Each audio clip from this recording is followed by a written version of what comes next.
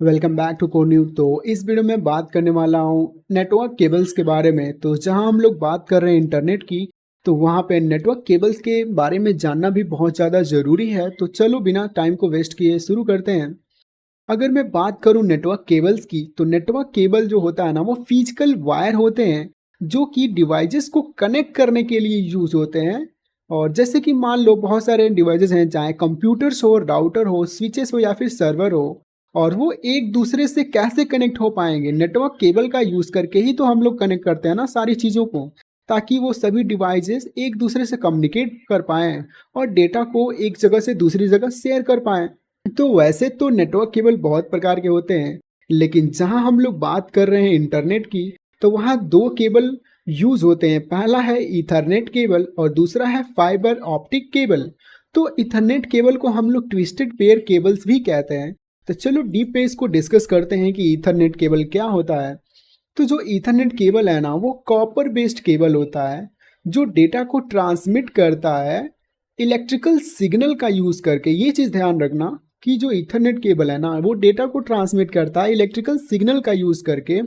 और ये वहीं पे खास करके यूज होता है जहाँ पे हम लोग लोकल एरिया नेटवर्क में कनेक्शन को बिल्ड कर रहे होते हैं। मान लो लोकली पास पास तुम डेटा को कनेक्ट करना चाह रहे हो और डेटा को शेयर करना चाह रहे हो, तो वहाँ पे हम लोग इथरनेट केबल का यूज़ कर लेते हैं। तुम अपने घर में अगर तुम्हारा कंप्यूटर होगा या फिर लैपटॉप होगा और तुम राउटर से कनेक्ट हो रहे होते हो, तो तुम इथरनेट केबल का ही यूज़ कर रहे होगे। तुम्हें पता हो ऐसा इथरनेट केबल दिखता है। और यहाँ पे तुम देख भी रहे हो 4 कॉपर केबल यहाँ पे लगे हुए भी हैं, मतलब दिख भी रहा है तुम्हें। तो इसके स्पीड के अकॉर्डिंग इसके टाइप्स को डिवाइड किया गया है, जैसे कि कैट 5 जो कि 100 MB पर सेकेंड तक डेटा को शेयर कर सकता है, और कैट 5E जो कि 1 GB पर सेकेंड डेटा को शेयर करता है। कैट 6 या फिर कैट 6A वो 10 GB पर सेकेंड डेटा को शेयर कर सकता है, और कैट 7 और कैट 8 उससे भी ज़्यादा स्पीड में डेटा को शेयर कर पाता है।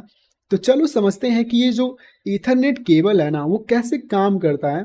Inside the cable 4 pairs of copper wire twisted together. मतलब तुम देख भी रहे हो कि इस केबल के अंदर ना 4 कॉपर वायर्स लगे हुए हैं और वो एक दूसरे के साथ ट्विस्टेड है, मतलब सब ये सारे ट्विस्टेड होके आते हैं। और यही जो डेटा को ट्रांसफर करते हैं एक जगह से दूसरी जगह। तो ये चीज ध्यान रखना कि वो इलेक्ट्रिक पल्स के द्वारा एक जगह से दूसरी जगह डेटा को ट्रांसफर कर पाते हैं।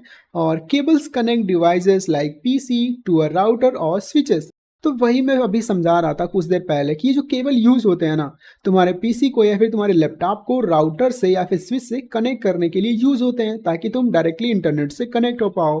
तो each device in the network sends and receive data in form of binary signal. मतलब ये जो केबल होते हैं ना, वो राउटर से जब तुम्हारे पीसी से कनेक्ट करते हैं तो डेटा को सेंड करते हैं या फिर रिसीव करते हैं बाइनरी सिग्नल के फॉर्म में। तो चलो आगे डिस्कस करते हैं कि फाइबर ऑप्टिक्स केबल क्या होते हैं। तो fiber optic cable are made of glass और प्लास्टिक फाइबर। तो तुम देख भी रहे हो कि जो फाइबर ऑप्टिक केबल होते हैं ना, उसके अंदर जो मेन चीज लगा रहता है जहाँ से लाइट पल्स दौड़ता है, वो या तो ग्लास का बना हुआ हो सकता है या फिर प्लास्टिक का बना हुआ हो सकता है। और वही डेटा को ट्रांसमिट करने के लिए या फिर एक जगह से दूसरी जगह भेजने के लिए यूज होता है। और ये जो फाइबर ऑप्टिक केबल है ना, उसके अंदर लाइट सिग्नल दौड़ता है और इलेक्ट्रिसिटी नहीं दौड़ता। ये चीज़ ध्यान रखना कि ये जो फाइबर ऑप्टिक्स केबल है, उसके अंदर लाइट सिग्नल ट्रैवल करता है एक जगह से दूसरी जगह। And they are use for high speed long distance communication including the backbone of the internet. तो सही बात है, जहाँ पे मान लो तुम्हें बहुत जल्दी जल्दी डेटा को एक जगह से दूसरी जगह ट्रांसफर करना हो, वहाँ पे हम लोग फाइबर ऑप्टिक केबल का यूज करते हैं।